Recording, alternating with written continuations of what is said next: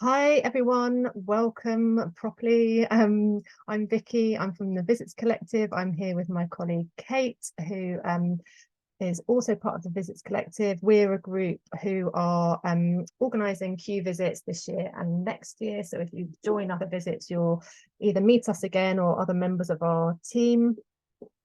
We are here today to just welcome you and then help look after you through this visit with East London Foundation Trust. We are really excited for this visit, and we know that lots of you are too. We've had an unprecedented amount of sign-ups for this, so I hope that we can give you some of the information you're looking for and give you a chance to reflect together as well as we go through this morning.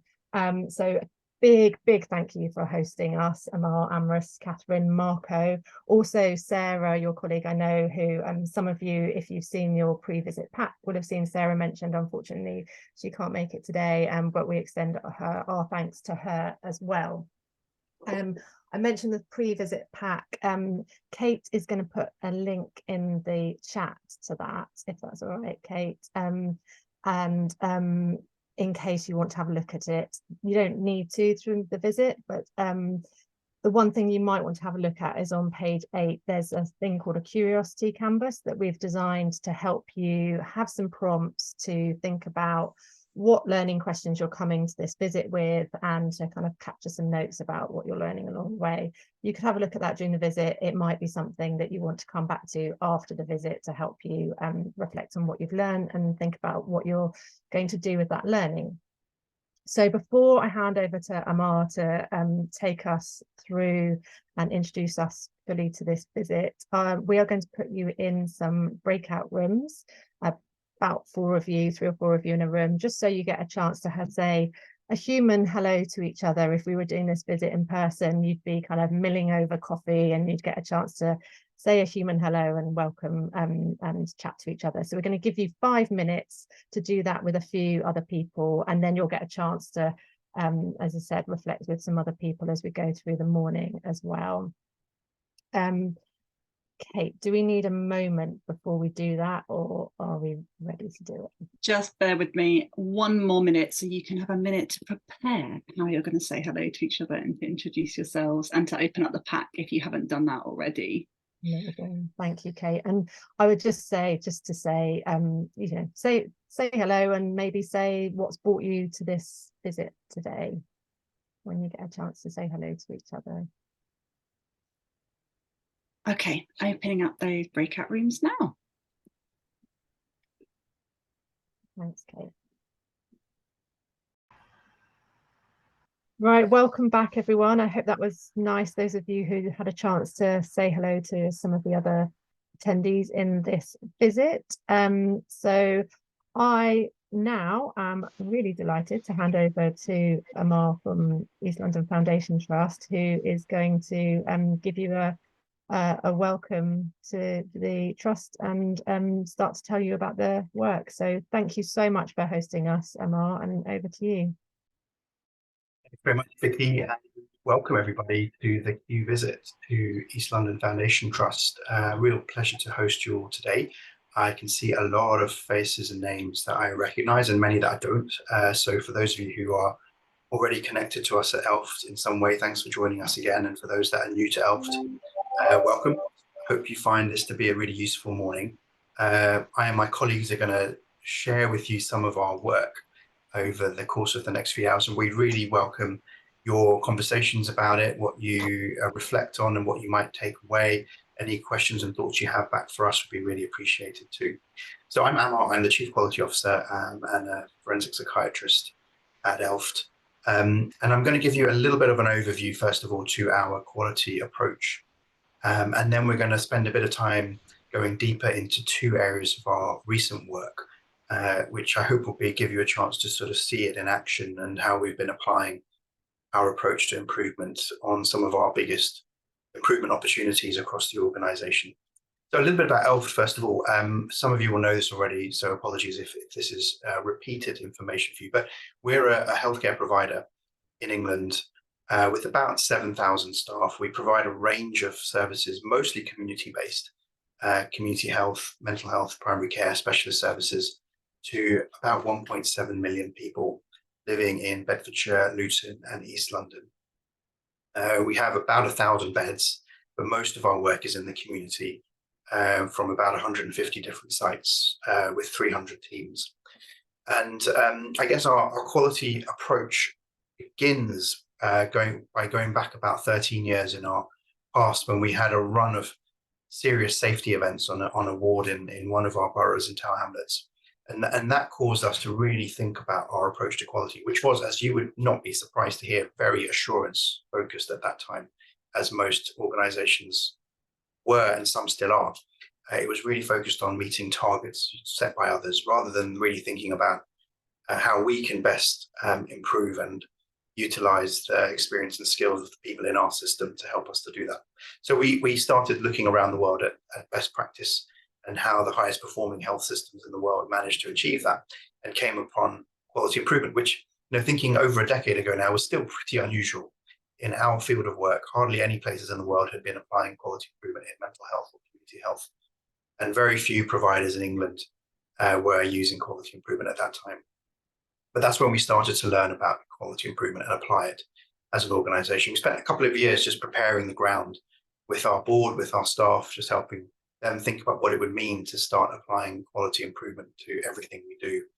And then we began in earnest in 2014, at the start of 2014, with a program that had really 4 key components to it. One around how do we engage and involve people meaningfully in improvement work, testing and trying out a whole range of ways to make this work feel engaging, fun, creative, inspiring, and to keep building the community and momentum with this work. The second big plank of it was about improvement capability, making sure we help people learn the skills they need to improve the system, recognizing that most of us, myself included, came out of our training and professional education with almost no learning about how to improve the system. So we're starting from scratch almost, and having to build that into our workforce now. And then that big program of improvement capability continues to this day. Third big plank was about integration and alignment, recognizing that if quality improvement remained this standalone parallel program on the side, it would never really become our way of operating. So we've been working hard to build an infrastructure for improvement that really integrates into our operational structures, led by our clinical leaders across the organization to help tackle their most complex challenges. And then the fourth area of this is about projects. And our improvement is seen one project at a time. And we've been learning our way into quality improvement through small scale and large scale quality improvement work over the last decade, starting off with some groundbreaking work on our inpatient wards on violence reduction, working on flow and access, working on staff experience, a whole range of things which we've tried and published over the years. The areas that I wanted to then think about today is how we've been able to integrate our quality improvement approach into a broader quality system, a management system which encompasses every aspect of what we do at ELFT. So we see quality improvement as part of a management system that has 4 components. Just talk through our improvement approach, which is really suited for solving complex problems, involving the people closest to the problem in understanding it, and discovering and testing new ideas that might help solve the problem. We also still need quality assurance. We've just evolved assurance to be much more meaningful and service user led than it was a decade ago. And that needs to sit alongside a really good system for managing daily work, what we would call quality control, with a system of visual display of data, of safety huddles, of clear action planning and escalation protocols, which allows people to manage their work, take action when they see something untoward, and escalate for help when they need it. And then the final component is a planning exercise. So every year or 2 years, we would do a redesign or a complete rethink about what we need to be focusing on based on an understanding of the needs. And it's those 4 components together, planning, control, assurance, and improvement, that form our management system here at ELFT, that encompasses all aspects of what we do. So our quality improvement work isn't just limited to quality. And I hope that's what you'll see in the session today, that we are using it for our most complex challenges as an organization, no matter what they are, whether they are finance challenges, whether they are people and workforce challenges, whether they are performance challenges. or quality challenges, you'll see our management system being used in a consistent way. One of the interesting recent examples of this was when we were thinking about how to navigate our way through last winter. If you can cast your minds back a year, it was certainly looking like it was going to be a very difficult winter for a range of reasons, because of the after effects of the pandemic and the effect that it had on our staff, who were tired, who sometimes were experiencing the signs of burnout, from cost of living crisis, which was impacting on our staff, to the long waiting lists and demand for services, which was unprecedented, to aspects of the economy, thinking about industrial action. There was a whole range of really complex events playing out, which were going to lead to a quite difficult, challenging winter. And what we chose to do was apply our planning approach to this, and developed as an organization a single plan for winter, which brought together an understanding of what our main challenges and opportunities were going to be, and thought about what we could be trying differently to meet those needs. And we worked our way through winter based on a very simple, integrated plan that brought together what we needed to do around operations, around finance, around our staff, around quality, and with a set of metrics that would help us understand whether we were making a difference on the key things over the winter period. First time we've tried something like that over an operational period, which looked like it was going to be really challenging, and we'll point you to some more narrative on that on our website in a moment. The other really interesting area of work has been think about how we've been tackling our flow issues. Every single health system in this country has been experiencing unusual demand, higher waiting lists than normal, well, for certain services, because of the effects of the pandemic, which are still playing out in society and the healthcare system today. And we made a decision very early on in the pandemic that we would apply our quality improvement approach to tackling waiting lists. And that was an intentional decision, that we recognized that, the most sustainable ways to think about how to manage the demand, the high demand that some services were seeing, how to work through our waiting lists, how to be creative about the capacity we have, how to work through some of the challenges we have around staffing and finding the capacity we need to deliver the service. The best solutions for that were likely to be coming from the people involved in delivering the service and the people receiving the service. So we wanted people to use their existing improvement knowledge and skills to be able to do that.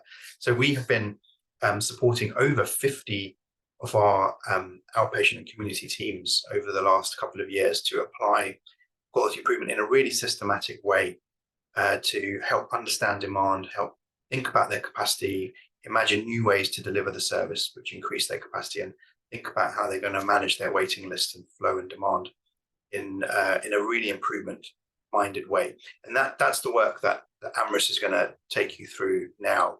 So I hope that's given you a bit of a summary of where we've come from 13 years ago, where we were really very assurance focused, to starting to bring improvement alongside that from 2014, learning about what it takes to really integrate improvement as an approach to complex problem solving at all levels of the organization, with a real focus on engaging people, not just staff, but service users as well, so that we can co-produce improvements around the things that really matter.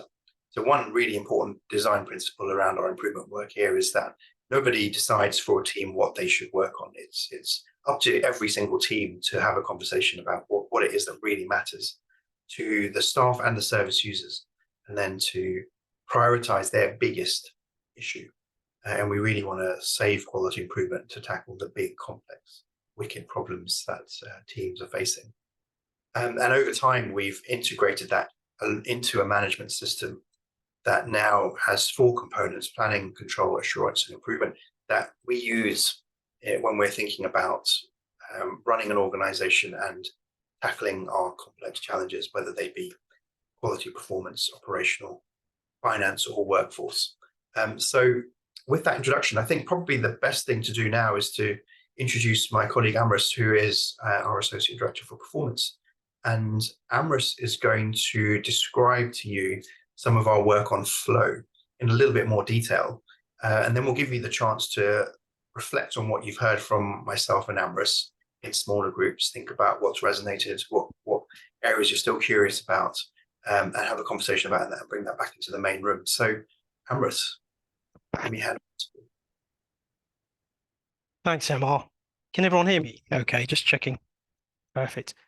Thanks for setting the scene, and good morning, everyone. My name's Amrit Ali. I'm Associate Director for Performance, as MR mentioned, and thanks for joining today. Really great to see so many of you on the call. So I'm going to sort of go through that journey in a bit more detail in terms of the ELF approach to optimizing flow. And hopefully through that, you'll be able to see how that might relate to your particular context. If I just bring up my screen, just let me know if you can all see that.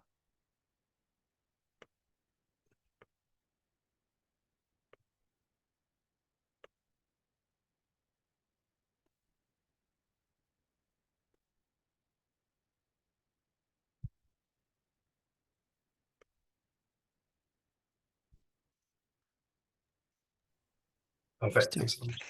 Yeah. Still, it's come through. That's great. Super. So within ELFT, we've developed, as MR said, a program, optimizing flow program, about 18 months ago. And again, that brought across a whole variety of teams across the trust, both physical health services, mental health services, community CAM services, to look at their challenges that were born out of the pandemic. So as all these teams had an influx of referrals, and what we want to do is take a systematic approach to managing flow. And within ELF, we've got an approach to doing that. But it's probably important just to bear in mind, what do we mean by flow in the first place? So this is really about thinking about all those individual bits that are about moving people or equipment or task through a system, and trying to make that as efficient as possible. And so to improve the standard and quality of care and outcomes for the service users that we provide care for. And so that requires us to understand all the steps along the way to delivering that care. And within ELF, these are the sort of 5 steps I'm going to go through in a bit more detail so that you can sort of understand our approach to tackling our flow issues. So the first step is trying to visualize all of these teams attempted to really understand the system, and before jumping into doing any sort of change and launching ideas, we encourage all the teams to do a process mapping exercise. And here you've got an example from the CAMS, or Community Adolescent Mental Health Service team, that really went into a huge amount of detail to sort of paint their picture of that journey for a service user receiving care in their particular service. And so really being clear about how the referral moves between one part of the system through to the rest of the team, and really trying to make sure that the particular areas of focus are understood by the team. And the only way to do that is once you've painted the full journey, you could really focus on the areas that, you know, your service users or those around the MDT that have done this exercise are able to draw out. And so that will help you sort of build on the plan that you're hoping to engage with to tackle some of the issues that are being highlighted.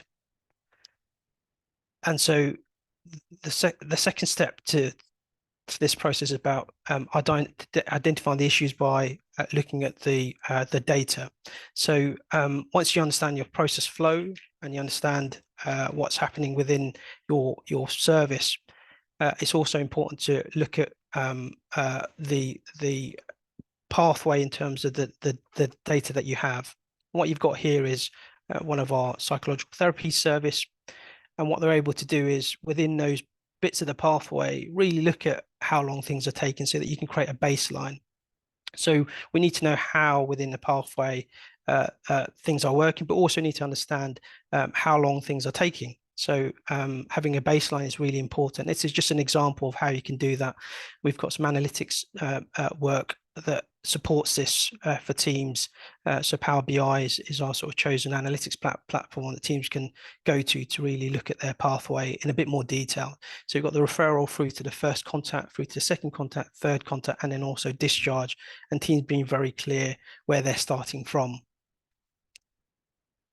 The third step is really to look at the demand and capacity within the service.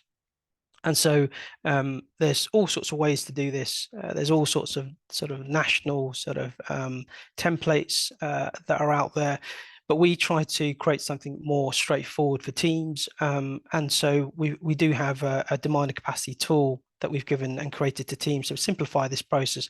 So really understand within each of those areas that they've identified as the challenge, how can they best meet the gap? And so what you've got here is an example where you've got clearly a huge amount of referrals coming in, but the actual capacity in the team doesn't quite match, and that's where you've got the sort of the bottleneck there. And it's really about trying to work through your understanding of exactly how much capacity do you have in each bit of those bits of the pathway that we showed earlier. Where is the mismatch? Is it at the front door? Is it in the middle?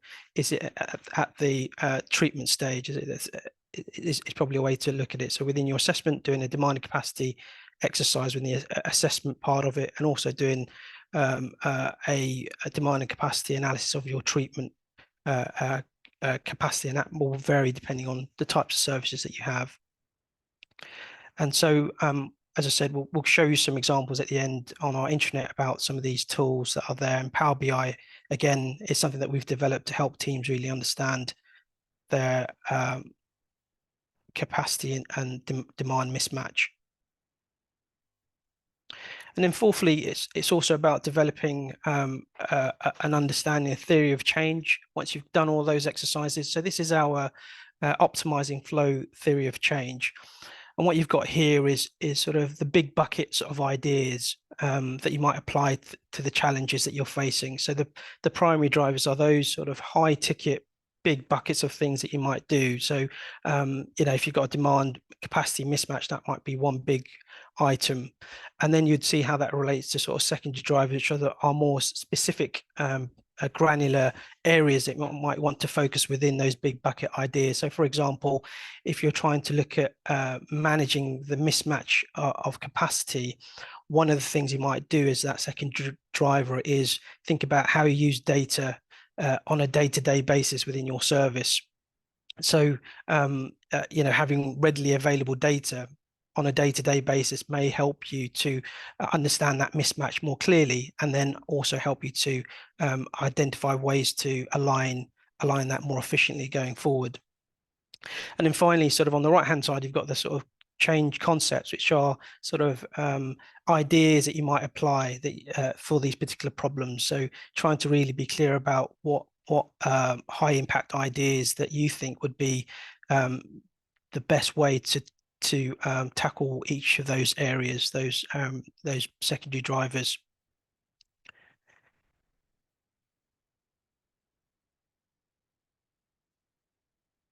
And then finally, it's really important to make sure that as we're embarking on those change concepts, that we also think about a system of measurement, really. And we're quite big in this trust about sort of being clear about our aims and being able to measure the impact.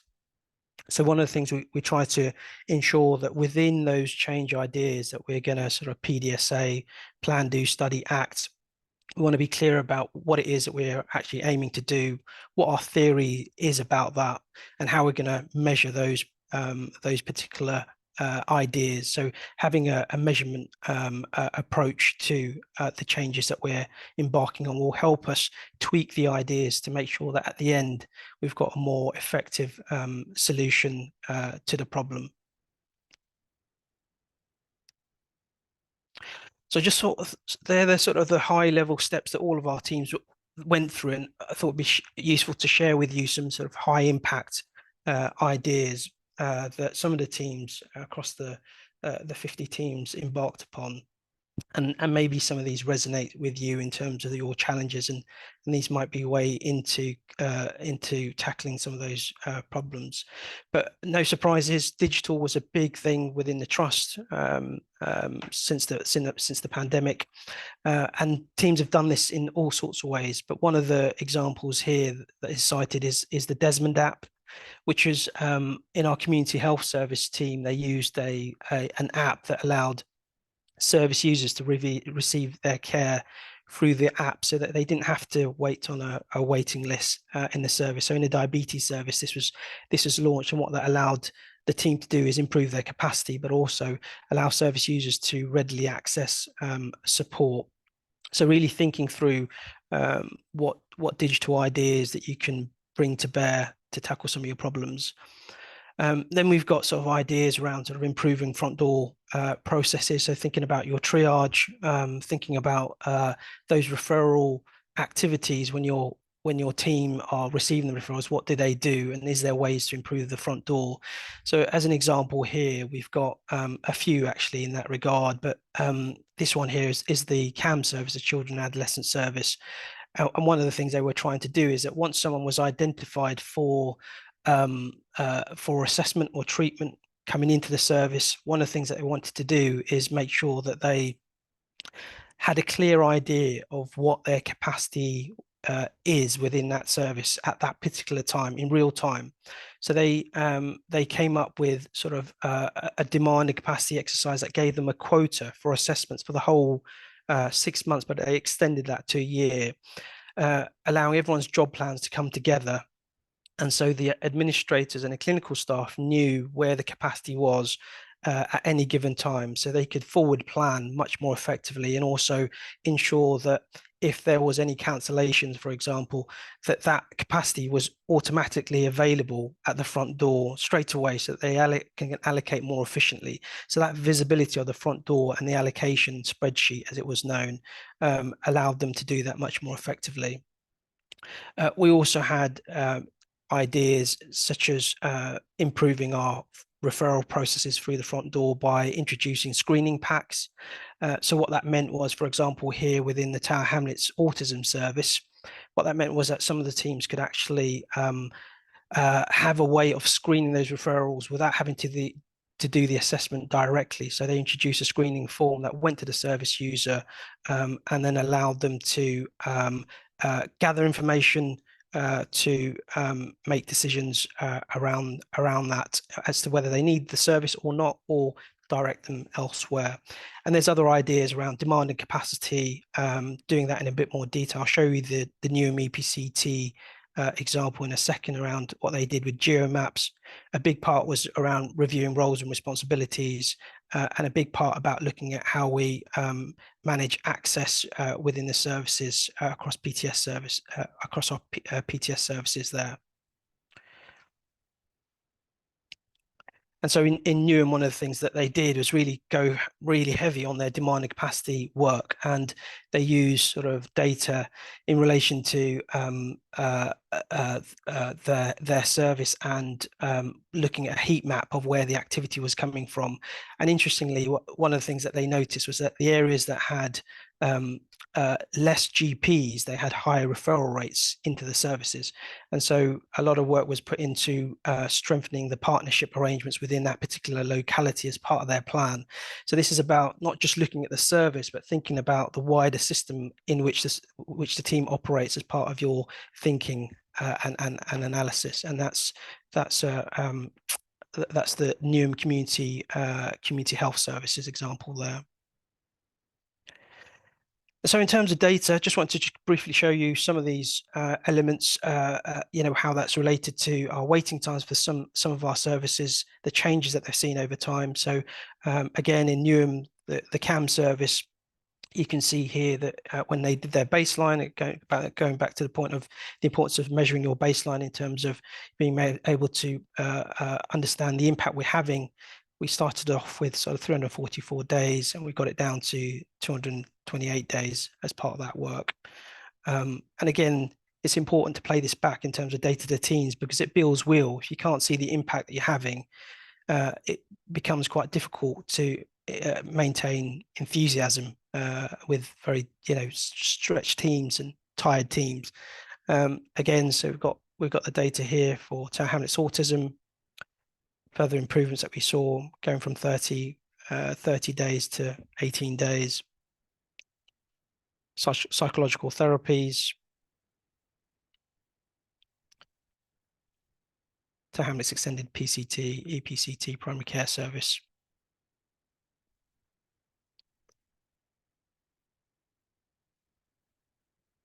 I'll just let you just have a look at these just briefly. Eating disorders services, and finally, for more information in regards to all of these templates that we've used around managing demand and capacity, they are available on our intranet space for you to have a look at. There's a demand and capacity template that we designed to help teams and help simplify the process. It's not some of the more sort of complex ones, it's just a way to help teams do it in a more simplified way. So feel free to have a look at that on our intranet page. A lot of information, useful information there. I'll stop there. Thanks, Emma. Thank you so much, Amrit. I'm just going to see if I can. Thank you. That was great, and Amar too. What we're going to do now is you've obviously heard a lot of information. We're going to give you a chance to get into some breakout rooms and talk about what you've learned. What have you heard that you found interesting?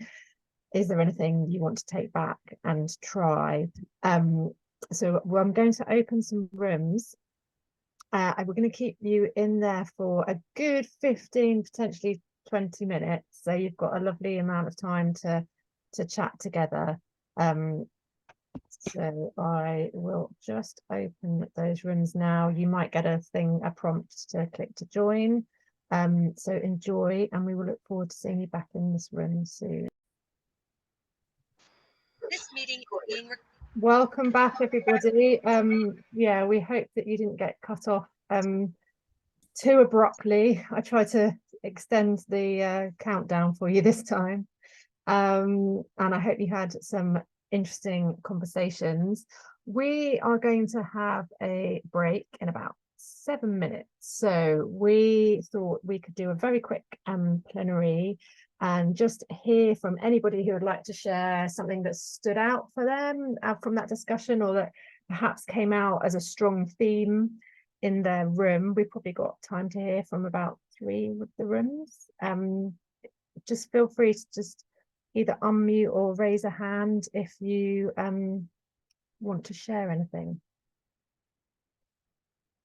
Yes.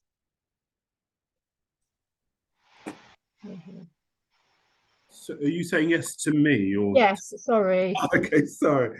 No, it was just we had a really, really good discussion, and really illuminating. And I think one of the reflections was, the amount of time and energy required, and in the example that Amrit gave, which was really brilliant, the amount of time and energy put into delivering that process, not just from individuals who work in transformation, but from across the broader organisation, would have been considerable.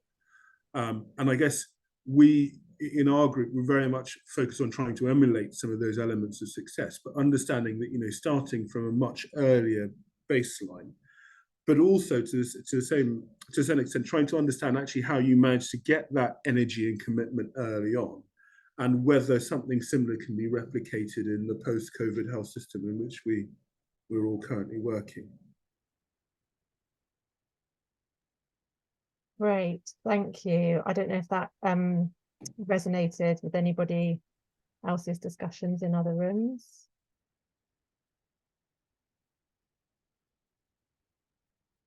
Or if anybody else wants to share. Yes, go ahead. We had some great discussions in ours as well along when we were listening to ELF. How do they move that 2014 position of being very assurance-based into improvement? And we talked a lot about executive support for that early energy as well, and actually making an organisational position that you look through your change or your problems through a QI lens. And we heard about other people's journeys to do that. So it was really, really interesting and helpful. Great. I'm glad you've managed to share some more journeys with each other as well. Yes, Veronica.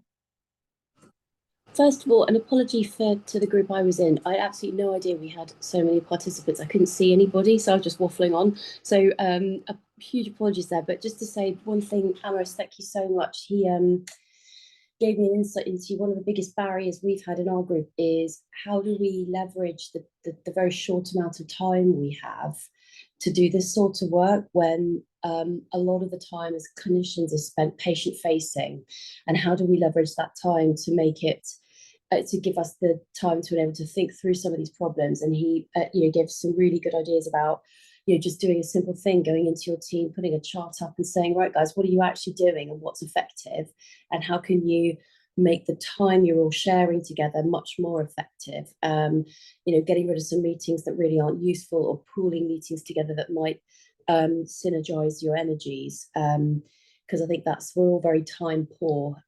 So that was really helpful. So thank you very, very much. Thank you. And I know some people are sharing in the chat. Maya, Matthew, Tanya, if any of you want to share verbally, you don't have to, but feel free to step in if you'd like to. Just reading through the comments, Vicky, I think there's a real pattern emerging around how you integrate a culture of QI into your team, and how that can be really challenging. And one of the things that we spoke about in our group is the importance of tapping into wider improvement communities, so that you're kind of able to be restored and inspired if it can feel at times like you might be the kind of lone ranger flying the flag for QI. So it's just interesting to see in the chat that seems to be coming up quite a bit, particularly in Maya's point. That's really interesting. Yeah, when we asked you when you registered for this session why you were interested, I noticed quite a few people did mention the how you embed a culture of QI. I don't know if anybody else has got anything else they want to add from their own experiences, or anybody from the East London Foundation Trust team want to add anything on kind of embedding and sustaining a QI culture. Question. One to think about towards the end of the morning. Definitely more than I could probably do justice to in the next minute or two. But it takes a lot of effort over a long period of time, consistency. Continually having a drumbeat for quality that reinforces a single approach, and having leadership role modeling that is sustained over many, many, many years, and that takes a lot of effort and influence from the board down. So it's not easy, but organizations have managed it, and we're not the only one that's managed to sustain this kind of work for over a decade. But it's not easy. Thank you, brilliant. And I know Libby from the Health Foundation has put in a link to a publication of some case studies on that topic as well in the chat, and we can share that with all of the other links that have been shared after today. Yes, we've got another hand up, Anika. Hi. So from my perspective, I second a lot of the comments that people have made, but personally for me, it's kind of having a listen and seeing where I can utilise QI within the education sphere. So we've had lots of changes, we're constantly adapting and developing and growing, and it's quite difficult to get that kind of trust-wide traction and movement. But a lot of what we're doing is QI based, and so looking at how we scale that up so that education becomes part of our QI initiatives, and we have that momentum, especially with some of the strategies that have come about lately, and how we then get all the teams to interlink from there. So yeah. And there is a specific question that's come in the chat from Adefula in for you, Amar.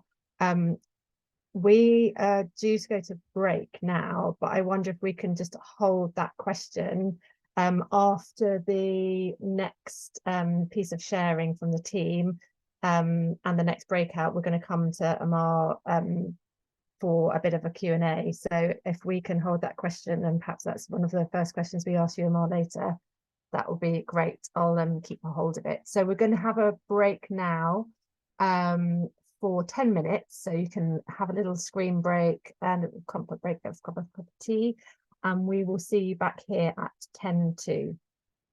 Thanks so much for your attention so far. Welcome back, everybody. Hope you had a nice break and some fresh air. Thanks for the great discussions on our work on flow, demand and capacity. It's definitely difficult work. I wouldn't want to underestimate how challenging it is to support teams to actually be able to have the thinking space, to be able to really look at the system, to be able to systematically look at demand and capacity, to model that, to think about change ideas and test them. It is not easy work at all, but it was a strategic choice for us to apply our quality improvement principles and method to this, given it was one of our biggest strategic challenges. And we saw this as a more sustainable way to do it. And actually have seen a lot of gains now through this process. There are still areas of massive challenge, as you probably all have in your organizations too, but we've seen some wonderful pieces of work and new innovation and creativity come through this. We wanted to take you on a deep dive on a slightly different topic now. We as a trust have been running large-scale improvement programs on a range of areas linked to our strategic plan as an organization, seeing the link between quality planning and quality improvement. And equalities and equity has become a really important aspect of our strategic plan over the last few years. So we've been applying our quality improvement approach to thinking about how we could support teams to identify where the inequities exist in the local communities that they support, and how they could use their quality improvement skills and method to be able to address it. There's a lot of discussion and talk about how we need to address inequalities and inequities across the world. Increasing recognition that they exist and have probably worsened through the pandemic and beyond the pandemic. I see far less robust and systematic application of a method in identifying and tackling inequalities and inequities. And that's what we really wanted to do here, is use the systematic method to do this in a really robust and rigorous way. So I'm going to invite my two colleagues, Catherine Britton, who's the Associate Director for Quality Improvement here at ELFT, and Marco Aurelio, who's the Head of Improvement Programs, to now share a little bit about our work in this field over the last year or two and what we've been learning, and to give you an insight into some of the stories that are emerging. So Catherine and Marco, over to you. Brilliant. Thank you, Amar. It's such a pleasure to be here. Now, Marco is sharing the slides so we don't disrupt the session part way through. And just before we actually start going into the slides, maybe if you pop in the chat there, so equity and equality are often spoken about, and it'd be interesting to just get your thoughts on, the difference, what you feel the difference is between equality and equity. And as you're doing that, I'll just explain within ELFT, obviously equity within our environment, we cover Beds and Luton and Central London as well, East London, sorry. And equity is very important to us because we have a very diverse community. And also, so thinking about that, I want you to really pop in the chat what you think the difference is between equality and equity, because of course there are times when we need to provide equal care, but of course we're looking now at really equity and the purpose of supporting those related to needs. So we've got Lucy there who said equity is providing according to need. Equality means the same for everyone regardless of needs. So perfect, Lucy, that's exactly it. And we have been running this program for a couple of years now, and we've been working on equity for a while, but we've really formally looked at supporting this within a sort of learning system, creating a learning network around this work. So Marco, if you go to the next slide, I'm sure this picture is very, very common to you. Here's the difference between equality and equity. So we've got these guys looking over the fence. They've all got their same little box, but in actual fact, the little man there on the end, he needs a much higher box than the rest. And it's really about providing services, designing services and interventions for our population that actually have that are based on need as well. So if we can carry on. So what is quality improvement and why is it suitable to tackle inequity? Now, if you think about any issue that we apply quality improvement for, that's generally wicked, it's generally complex and really multifactorial. And when we're dealing with population health and trying to improve inequity, there's so many reasons why people won't access help or can't access help, or it's not acceptable to them. But quality improvement is adaptable for a local context. So wherever you are, it's adaptable and it's co-designed and co-produced with the people that are affected by the issue. So those who affect the issue and those who are affected by the issue. So it's ideal to really tackle inequity. Quality improvement methods, as we know, really allows us to test and learn, so we can try things out and understand what works for that population.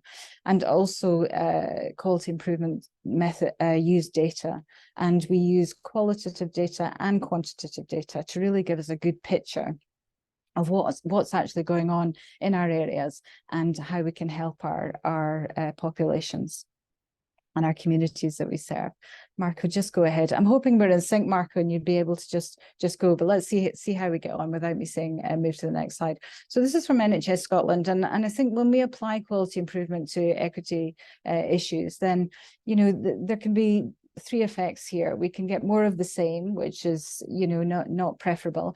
The gap can sometimes worsen, and that's why quality improvement is so appropriate in this instance, because we're testing and learning. So if that's happening, then we need to really rethink that and think about what we're doing to help our communities. And what we really want is a narrowing of the gap, and we've got a really great example of that locally, where we're demonstrating improvement and we're understanding, because of the interventions that we're testing and the change ideas that we're doing, that actually we're showing improvement.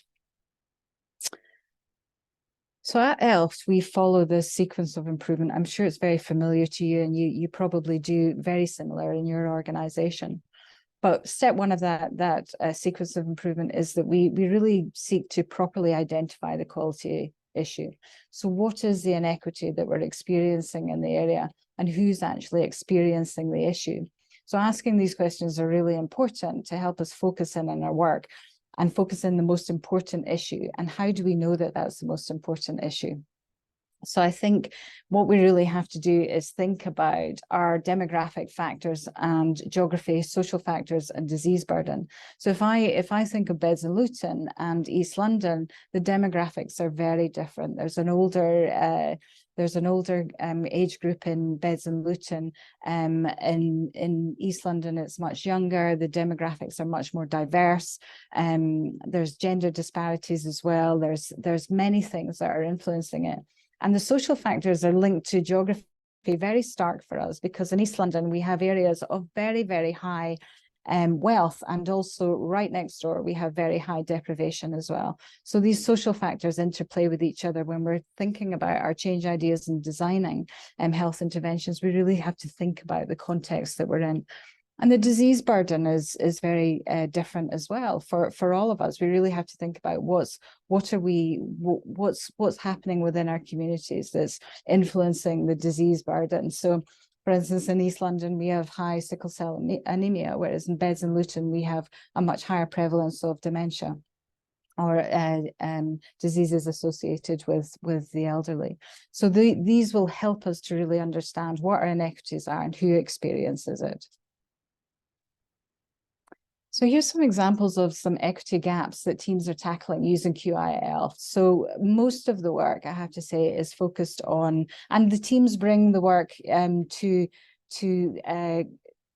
to each other, and they share their work together. So it's led by the people and where they want to actually seek improvement, and based on what the need is and what matters to them. So predominantly most of the work that's going on is around race and ethnicity, and that one at the bottom there, reducing racism on the inpatient forensic ward in East London, saw a 92 reduction of racist incidents, and that was happening against the service users to the staff, and it was making it a very difficult place for the staff to work. Very brave work, very difficult work, and we actually have a blog on the microsite around that work, so it's really, really inspiring. Sexuality as well, a lot to do. We work a lot with the LGBT communities to making sure they have a much better experience on our inpatient wards, and also thinking about there has been incidents of violent incidences against the LGBT community, and making sure that doesn't happen as part of our patient safety. And with regard to gender, there's been an incredible project on our forensic service as well, with regard to equity around women's services, because predominantly within our forensic services there are male patients. So it was really supporting those female patients to get what they need.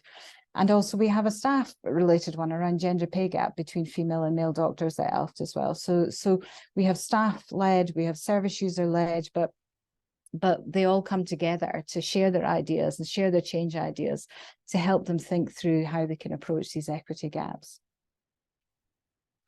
So how do we identify the quality issue? Well, we speak to the people in the target population group. We speak to the groups who work closely with them, so the staff that care for them, and also maybe partners that work with that particular population group as well, and also analyze the available service data. So that data is triangulated. So there's qualitative and quantitative data in there, and it's triangulated to give us the picture of what's actually going on locally. Thanks, Marco. So step 2 of the sequence of improvement is that we seek then to understand the problem. So before we think about developing a strategy and change ideas, we really need to understand what's going on, why is this happening? So we have to listen to the people who are experiencing inequity. And sometimes, those are very challenging, difficult conversations for service users and staff to have, but we make sure that there's good communication around that, and also use data to compare outcomes in different groups as well. So really understanding what the evidence is telling us around the health outcomes and experience in these groups as well. Couple of tools, anybody that's in improvement will know this tool very well, which is a cause and effect diagram, and this was used in the racism work as well, around looking at those different categories around what's really causing this racism against staff and service users. So they had a really good conversation about this, and this tool helps you to really understand what you need to do going forward and to help you develop those change ideas. And you can see there a bit of qualitative data on the side of actually how the staff were feeling about this and how the service users felt it was really affecting them as well. So this is an example as well of that sort of trying to close the gap, and Marco's going to talk a little bit more about this work later, but this is the evidence of the data. So this is national data around the discrepancy between the age groups of cervical screening uptake in a specific area. So the groups had to look at this national data to really help them understand what the problem was and to then develop their change strategy. And I think at this point, I'm going to hand over to you, Marco. Is that right? Yeah, you are indeed. Thanks, Catherine. That was brilliant.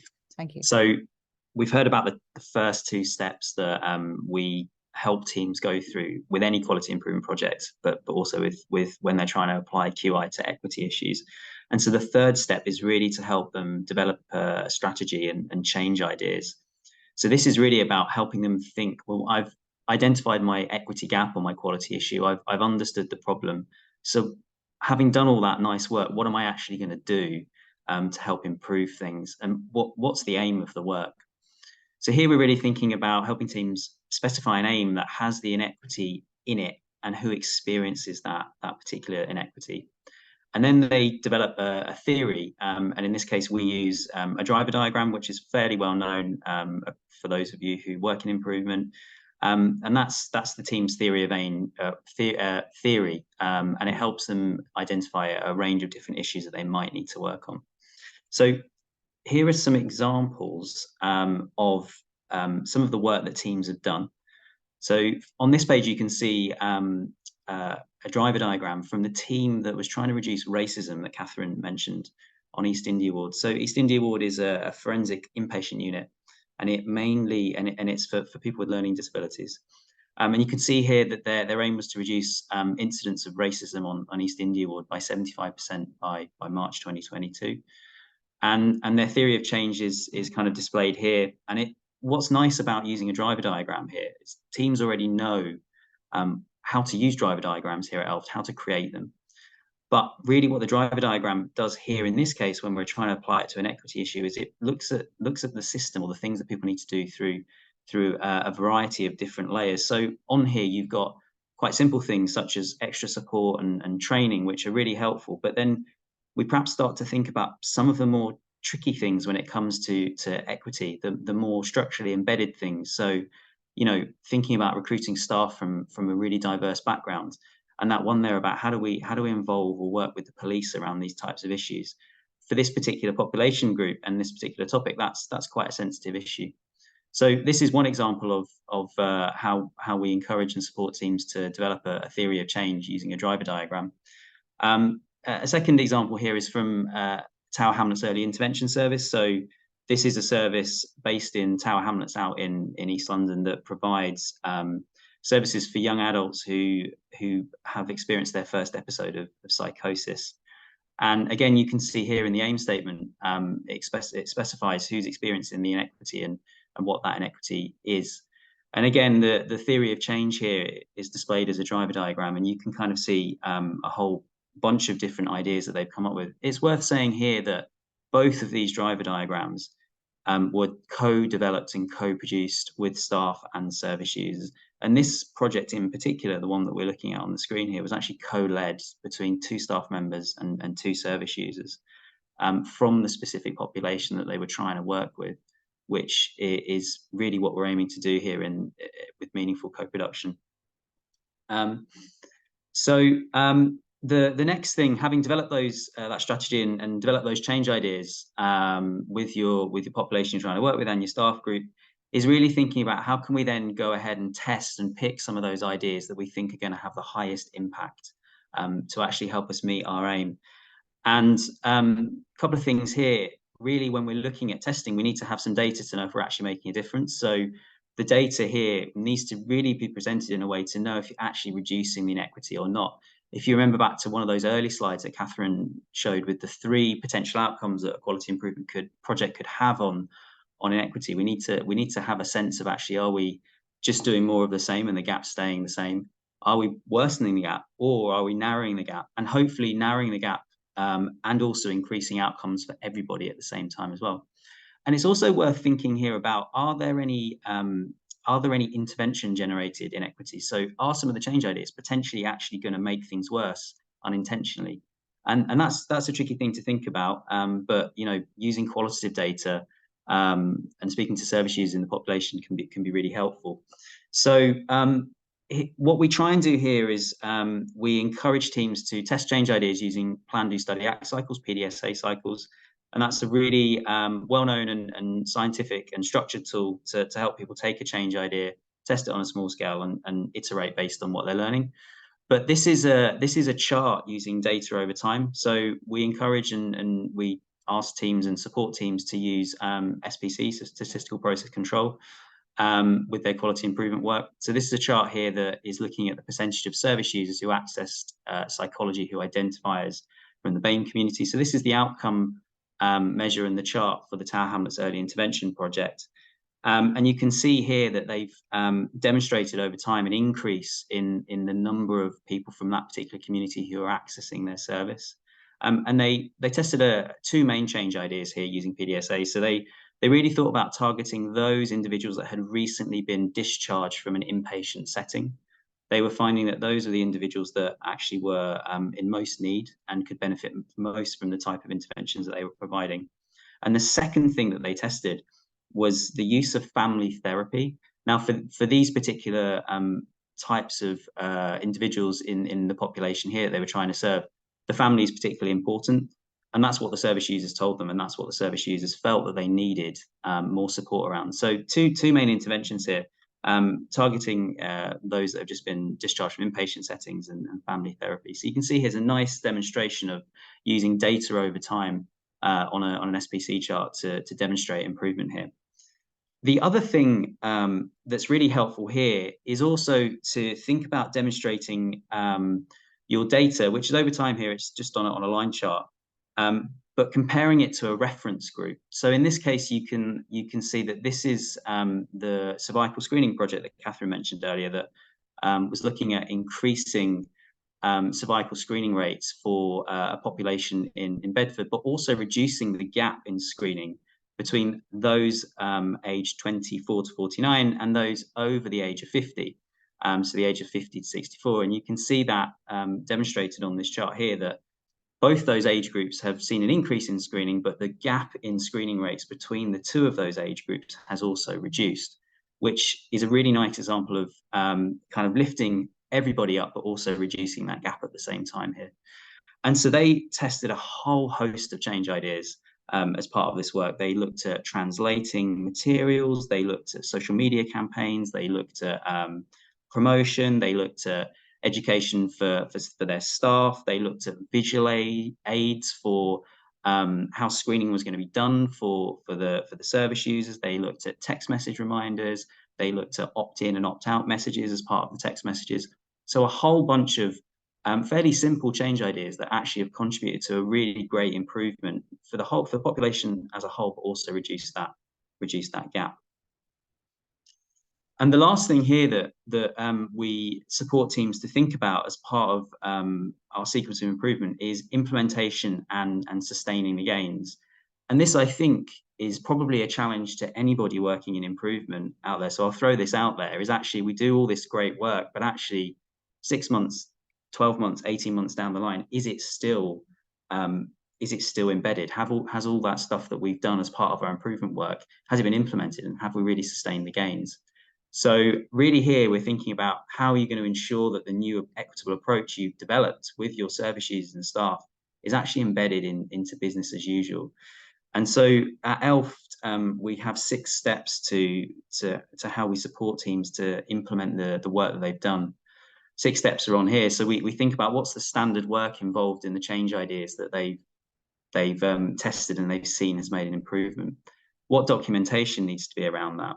How are they going to continue to keep an eye on their current level of performance? So they're not going to need to measure at the same frequency, perhaps, as they were in their quality improvement project, but they're going to need some way of knowing if those gains have been sustained.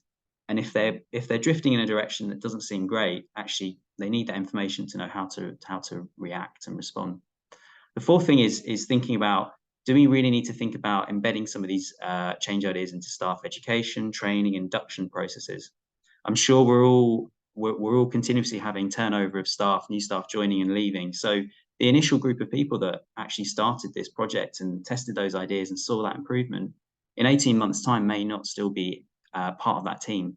So we need a way of thinking about how do we embed it into business as usual in some of those staff education and training. Maybe there's some resource implications involved in those change ideas, making them business as usual. And the last thing is really just addressing that social dimension of change.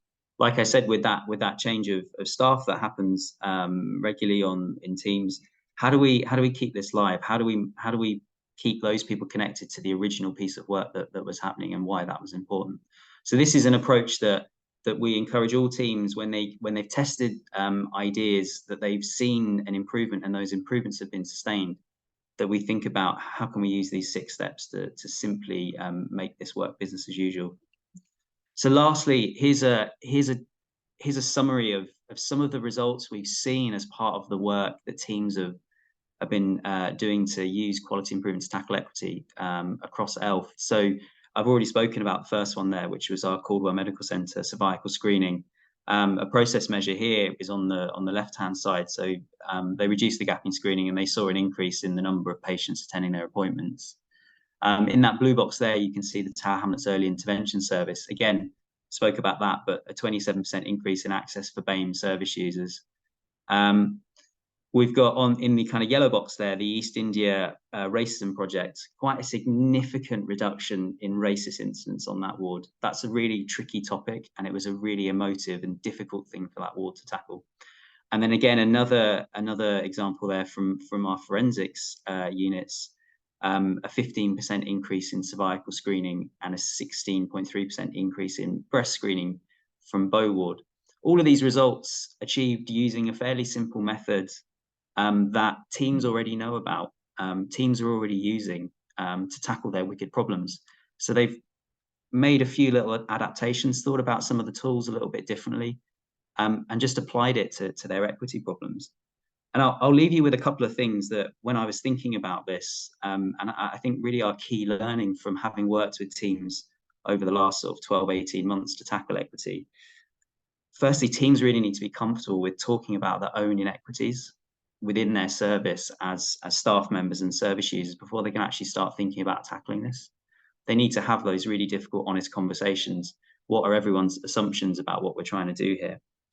Really need to co-produce and co-produce in a really meaningful way. All of these projects here have had co-production involved in the work. So that's a thing that we feel really strongly that really impacts the success of improvement work in general, but particularly when you're trying to tackle an issue around inequity. And lastly, we've touched on community already in the previous discussion. And as Catherine said, we've been bringing teams together over the last 12, 18 months as part of a learning system where they get support from one of our QI coaches. They get access to data support from our informatics team. They get support from our people participation team, who are real experts on how to co-produce in a really meaningful and effective way. And they get support from our public health team. We have a public health team at ELFT here, so where we've got some of the tricky conversations about how do I access data around prevalence for this particular issue? How can I map this in a different way? We bring all of these different resources as an organization together to support teams to use quality improvement in the best way. And I think working in a kind of community way here is really important. People tell us that this work is difficult. Improvement work is difficult, full stop. But I think when you're using QI to tackle equity and issues of inequity, it's even more difficult because it can be so challenging and so emotive. So actually building a sense of community amongst those teams so they don't feel that we're doing this alone is really key here.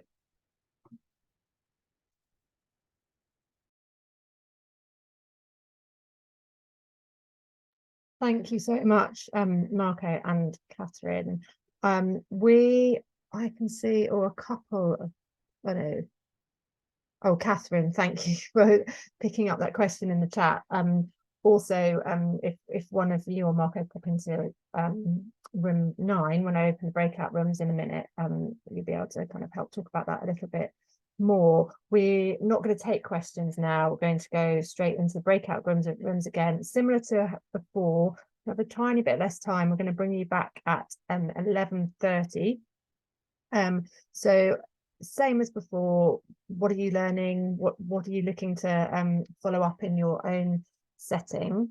And I will open the breakout rooms now.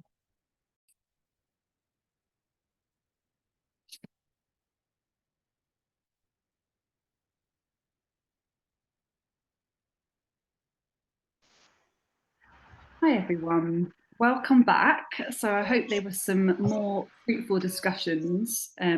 Poor Vicky's just had her internet crash, so she is on her way back into the Zoom sphere. But we've got a few minutes now. We're going to pass to Amar in a second to hear some of his reflections and observations from the discussions and what we've been hearing so far. And then there'll be a chance for you to ask questions. So please feel free to put those in the chat or to start formulating them for yourselves, ready to put your hand up. And Amar, I'll come to you first. Any reflections or observations you'd like to share at this point? Thanks, Kate. Well, thank you, everyone, for being participative in this session so far. It is really hard to condense 13 years of work into a few minutes. Obviously, there's a lot that we haven't been able to say and share with you, but hopefully you've got a sense of the approach that we've taken to embedding continuous improvement as our main vehicle in this organization for solving problems and improving performance, and that you've got an idea now about how it's extending far beyond purely quality issues to tackling all of our complex challenges, and also how it sits within a management system that allows us to really connect planning and improvement and assurance, and the connection to daily work through quality control. There is a lot more detail and a lot of resources that we try to make available through our website. So if you haven't ever been to our website, we shared 3 links in the pack, which are, give you a bit more of a deep dive into the areas we've gone into today. But there is a lot of other material on our website that we make freely available to anyone in the world to use in your own work. So let's open up for some questions, Kate. I know we've got 10 or 15 minutes now just to take any questions people might have for me, Catherine or Marco, to help you with things that you've either heard and you want to know more about, or things you haven't heard about that you'd be curious about. So feel free to ask anything and everything. Jenny, over to you first. Hi, thank you. I'm really enjoying the session so far, really inspiring and food for thought as well. My specific question is, I can see that you're obviously a long way into the journey and you have your teams that are trained in your QI methodology. For these pieces of work, how much support from your central improvement team, if you like, your colleagues that are highly skilled in QI, do you have aligned into this work, or are they very much running their own improvement work locally within their clinical or operational teams? Yeah, it's a bit of both, Jenny. I don't think you could have it too far in either direction. So the work's got to be owned locally. So unless there is capacity and leadership in the local team to do the work, it won't happen. But equally, every team needs support around them to navigate their way through. And part of embedding improvement is to not create an over-reliance on a small number of people in a central or corporate team. So we have an infrastructure for improvement that extends into every part of the organization with highly skilled improvement coaches who are sort of giving first-line coaching support to every single team doing improvement. And we have maybe close to 200 active pieces of improvement work ongoing at any time. So we need an infrastructure that can give really close support to that. I think without the close support, teams struggle. And if they don't see momentum or they get stuck, their experience of improvement is not great. And then they're unlikely to, it's harder for them to keep that enthusiasm going and move from one project into the next and then the next, which is what we really want teams to do, is to pick a problem, solve it, and then move on to the next problem and solve it. To do that, they need a lot of help around them. So there is a very talented, highly skilled central team. And we have a small number of priorities that we work on each year. So last year it was flow and it was equity. This year it is equity again, but it's inpatient quality and safety. So we pick, a small number of priorities that we really dedicate central capacity to, but it also relies on local capacity and local improvement skill as well. That's great, thank you. Veronica, hi. Hi, sorry, it's just bringing my video on. Thank you. It's really exciting to be here today. I've read a lot about what your team do, and I think it's absolutely incredible. And I work in a large university teaching hospital, and I was really interested to hear about what sort of triggered you guys to start this journey, worse of serious incidents, and working in a relatively visibly high performing area. I'm always very mindful of trying to create change when we haven't had that burning platform to jump from. And it's always like, I wonder how one would, I always like whether you go around different trusts and meet different executive boards to describe, we talk about showcasing good quality or where QI is done well. And I find I'm building my own little department and I've got some good examples, but then I always wonder they're not as hard hitting as maybe bringing in such a fantastic trust who's transformed the way they work to show how it could be done in a much more hard-hitting way than I can in my little department. And just a second follow-up to that is, my worry is the new PSURF initiative has come in, but without the resources and funding centrally from NHS England. And it's sort of, how do we lobby centrally the government to say, you know, we don't want people's houses to have to burn down for them to take on board quality improvement. You know, how do we show people who already seem like they're doing it well that they could be doing it better? I guess is my question. Does that make sense? Yeah, it does make sense. And I think if you looked at most organizational journeys that lasted beyond a decade or so, they usually tell the story of something that creates a sense of discomfort. I think you need some sense of discomfort to really appraise your current mindset and philosophy about how to improve. Otherwise, people just go back to the things that have worked for them in the past and not necessarily consider that there is an alternative or a better way to improve. And that doesn't have to come from serious incidents. That could come from a range of ways. Virginia Mason talks about a financial challenge. It also talks about a death. Cincinnati has a similar story. There are lots of stories of places where you can hear about something that's created some creative tension. Even within high-performing services, we have some services which are the highest performing in the country, and yet they are still using continuous improvement. So you don't have to be failing, if you want to use that word. You can be high-performing, but still create that yearn and desire that there is something better we can do. One of the most powerful ways to do that is through service users describing their experience and outcomes. Because almost always, even in the most high-performing systems, there is variation, and people are hearing that and understanding the impact of that can be a powerful driver for improvement. So I would say yes, and the other thing I would add is, it can be really powerful to have external voices. We spent 2 years preparing the ground. Part of that was taking my board and senior leaders to visit different parts of the country and to go to conferences and hear stories from different parts of the world. And we've partnered with the Institute for Healthcare Improvement in this work. They bring a whole load of global experience and credibility that encourages our board and senior leaders that this is the right approach to take and keeps them steady along this journey. So I think there is definitely value in thinking about what voices you can bring to give that external validation that this is the right path and to keep your senior leadership on track. Thank you. That's wonderful. Thank you very much. Benoit, let me come to you next.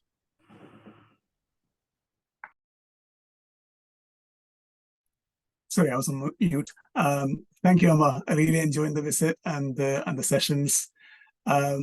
My question is, the amazing achievement ELFT has done is still an ambition for many organizations.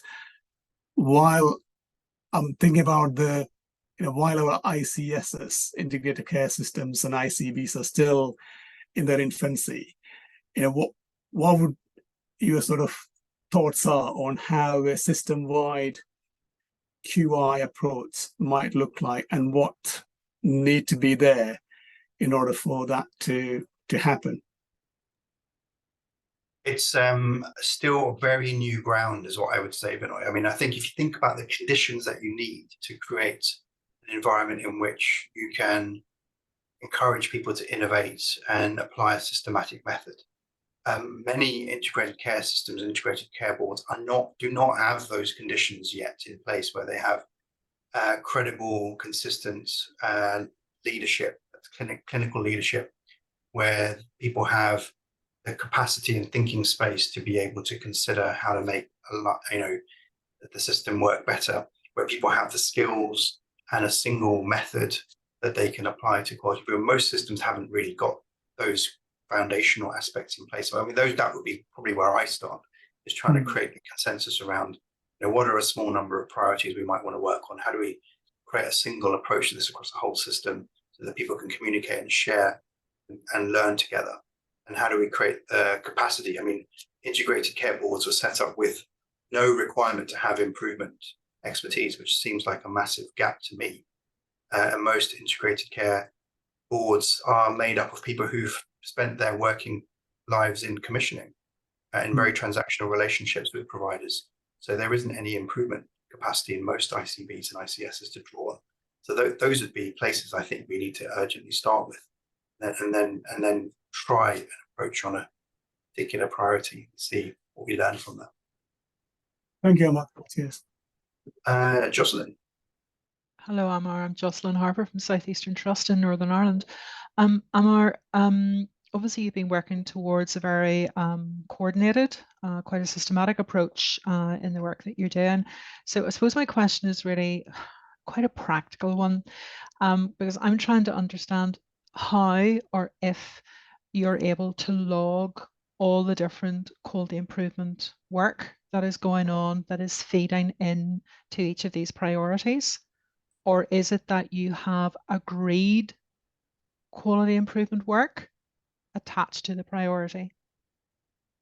I might invite Catherine to talk to that. Thank you. I'll separate that question, Jocelyn. Thank you. So first of all, the practical one is we use LifeQI, which is a platform to store, collate all improvement work. So when Amar was referring to 200 pieces of work, then that we do have that number registered within LifeQI. And of course, that's a wonderful repository to be able to, for anybody to go in. So you can go in as well and connect with teams too, to find out what's going on. So often our teams will look beyond our walls and think, well, you know, has somebody done something else similar? And can we actually share and learn from them? So that's really great. And all the team members are sort of applied, are connected to that. So everybody can see it. So our sponsors can go in at any time, our coach can go in and check, the team members can go in and check, and it holds meeting notes as well as all of your usual tools as well. And one of the wonderful things about it is you just upload that data so people don't have to actually create their own charts, which is really, really useful.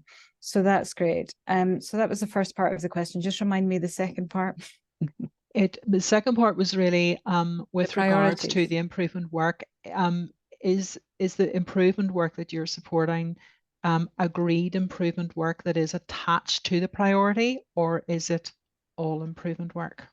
So we do have a sort of system at play whereby, although I'm hesitant to say approval, but we have QI forums, a good infrastructure within each directorate where improvement work is brought there and it's approved, if you like. So is it meaningful to our service users? Will it have impact? You know, lots of questions are asked and it's a discussion. By the time actually it gets to the QI forum, it's pretty much, you know, approved, but also it's at the QI forum, resources are put around it. So a QI coach is identified to support the team with this. You know, we check, is there service user involvement as well? We encourage the teams to do that, and people participation are involved as well. So and they are always linked to our priorities within the trust, because our priorities are to improve population health, improve staff experience, improve service user experience, and improve value. So all of the work will sort of fall into one of those, but it needs to be led from the ground and around what matters to people themselves as well. Does that help? Thank you very much. That's very comprehensive. Thank you. Thanks, Catherine. I'm just conscious, Amar, that I think you need to leave us at this point. Is that true? And just leave us in the capable hands of your team. So I think we can carry on, probably take a couple more questions if the team's happy with that. But I just wanted to say a big thank you to Amar before you have to leave. Thanks all for joining today. Great to host you as always. You know, we host these sorts of visits. We have done for many years and have had thousands of people come along in person pre-COVID, and now they're all virtual like this. But I hope there's something you can take away and bring, you know, back to your own organizations and socialize with your colleagues and see if there's something useful in there for you.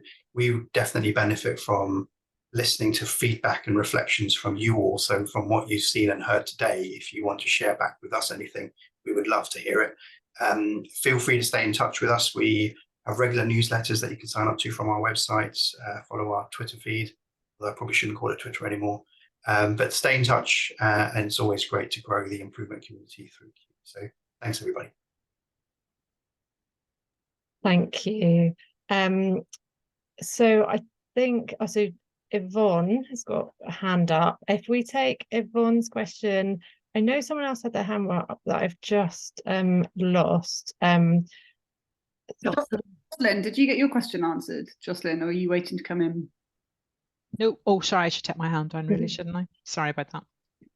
So we'll take Yvonne's question, and then there is one in the chat from Jen as well. So, and then if we take those, and then we'll move into the kind of final reflection session. Just Adefolarin, I know we said we were going to come back to your question as well. So having heard these questions, if you still want to do that, also let us know. But Yvonne, for now, do you want to go? Okay, thank you, Vicky. My question, is the management system that's being used at the trust, is this using the framework for the ISO 9001 quality management system? If so, how do you find that methodology within the NHS trust system? Do you want to do that, Marco, or will I? I'll leave you to do that one, Catherine. Okay, so as the specific framework of a quality management system, we adopt quality as a strategy at ELFT, and so we apply a framework that is a total quality management system around starting with quality planning, quality improvement, quality control, and seeking to ensure quality assurance. So obviously there's better times to do that with regard to quality planning. I mean, I was talking to one of the teams earlier that actually we're September, we're coming up towards the end of the year. The start of the financial year is in March. So we'll be getting directors to really think about their quality planning over the next 3 or 4 months. And then to think about, you know, what's the data telling us with regard to our priorities and with regard to applying quality improvement to those priorities. So each directorate will sort of develop their priorities. And then, of course, that support for quality control is just continuous as well, all year round, and helping them to build their infrastructure for QI. Does that help, Yvonne? Yes, that helps. Thank you. Yes, yes. Great, thanks, Yvonne and Catherine. So probably final question from Jen in the chat was, how do you get your QI project teams to really use live QI and not just register projects and then not update or document their work? There you go, Marco. Shall I take that one? Yeah, I'll take that one. It's tricky. We won't lie. It's difficult. I think if we said anything else, that would not be helpful. So there are a couple of things that we do. Our QI coaches, so they're very practical things. When they're meeting with teams, our QI coaches are encouraged to actually frame and organize the meeting around having live QI up. That's a really simple thing. So if you're talking about a PDSA, well, let's bring up live QI and actually enter the PDSA on there in real time. Let's put the data on there in real time. So that's one kind of thing we encourage teams and coaches to do. The other thing as well is, as part of our infrastructure, you would have heard about our QI forums. So these are our kind of regular spaces in locally owned spaces where improvement projects and the sponsors and the coaches, anyone involved or with an interest of improvement, our service users, come together to talk about the work. And one of the things we encourage teams to do is, rather than create a PowerPoint set of PowerPoints to describe the work, they just pull up live QI and they just talk to it that way. You know, the system has some intricacies in it, but you know that works fairly well. Something we are going to be thinking about experimenting is, for our large scale programs, you know, we have an element of reporting needing to keep an eye on it. We're actually considering thinking about how we actually use the reporting function or the functionality built into live QI to pull off reports directly from the system, rather than having a separate tracking system on an Excel basis. So that's something we're experimenting with this year. We're not quite sure how it will go, but our theory is that you know, if we do that, it might encourage people to use live QI a little bit more, because we'll be paying a little bit more attention to it. So those are a couple of three practical things that we do to try and help teams. But it's difficult, right? And I think it's something you have to continuously work on. Just it's come to mind, another thing as well is we do have capability within our own department to offer live QI training sessions out there in directorates, and we do integrate the use of live QI into our training packages as well. So as part of our leaders program that people leading QI projects can come on, some of our sessions are practically orientated around, if we're talking about creating a driver diagram, well, let's actually get live QI up and create the driver diagram on there in real time rather than on a bit of paper. So there's a couple of things that you could all take away and try in your own organizations. Fantastic. Thank you, Marco. Really practical. So in a few moments, I'm going to ask Catherine and Marco to come up with one thing each that they particularly like to leave you with before we wrap up the visit. Before that, and to give them a chance to think, I'd really love you all to add one thing in the chat that you're taking away from the visit. What's something that is, it might be an action, it might be a message, it might be something you're going to follow up or share with colleagues. One thing that you're taking away, and I'll give you a couple of minutes to add that.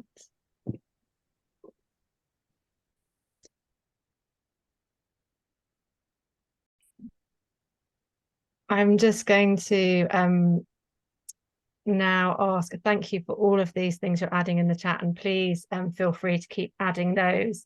I'm going to in a moment ask Marco and Catherine for their final words. After that, we're going to share a survey link in the chat asking you to share some feedback with us, and we really appreciate that. It is used, it's really valuable. You'll get sent the link afterwards as well, so just it would really help us with our improvement of the Q visits as well if you could complete that. So we'd love Catherine, Marco, I don't know who wants to go first. What one thing would you really love people to take away from this visit? This is where we find out if we're both going to say the same thing. So Marco, I'll be generous and let you go first. I don't know what you're going to say. So. Oh, it's really hard to pick one, to be honest with you. I just think building community. Our whole approach to improvement is essentially to build at organizational level a learning network or a learning system. So I think keeping people connected, however you do that within your own organizations, I mean, Cotter talks about that system 1 and system 2, and I think there's real value in having that system 2 free from hierarchical approach to sharing learning. And making people feel like they're not alone on this journey. Someone once said to me that, particularly for the equity work, the equity projects that people were doing at ELFT were like islands of hope within quite a tricky, stormy sea at the moment. So I think bringing those islands of hope together in a community is really key. Wonderful, Marco. Thank you. I suppose, and that's quite good. You didn't say what I was going to say, but I think involving your people. So your richest resource are your service users, your patients themselves. They will help you tell the stories to get motivated for people to get on board. You can't argue with what service users and patients are saying. And also to have them actively involved in the work as well is not only beneficial for us and their experience of care, but we have wonderful experiences and evidence of service users being involved in quality improvement work that has aided their recovery. So they are now working with us as they received services from us, they got involved in quality improvement, they did all of the training that we offer. We've got QI coaches with lived experience who are service users who now are remunerated properly for that. So think about your infrastructure around how you're going to involve people in your work as alongside your quality improvement journey, because it's interlinked and it's like an enzyme. They have to be together. Thank you. Thanks, Catherine. We are drawing to the end. Kate has very kindly put the link to our survey and also a link to joining Q if for those of you who aren't yet a Q member, and if this has inspired you to want more content like this. We also have got more visits coming up, some more this year, and then there'll be a whole program of visits next year as well. We're about to announce some more, so you should get an email about those. I think at the beginning of October. So thank you all, and I don't know about you, but it's quite warm where I am, so thank you for sticking with this and participating and concentrating so wonderfully, and a huge thank you again to the ELFT team. This has been incredibly interesting. I've learned a lot, and I hope you all have really enjoyed it. Thank you.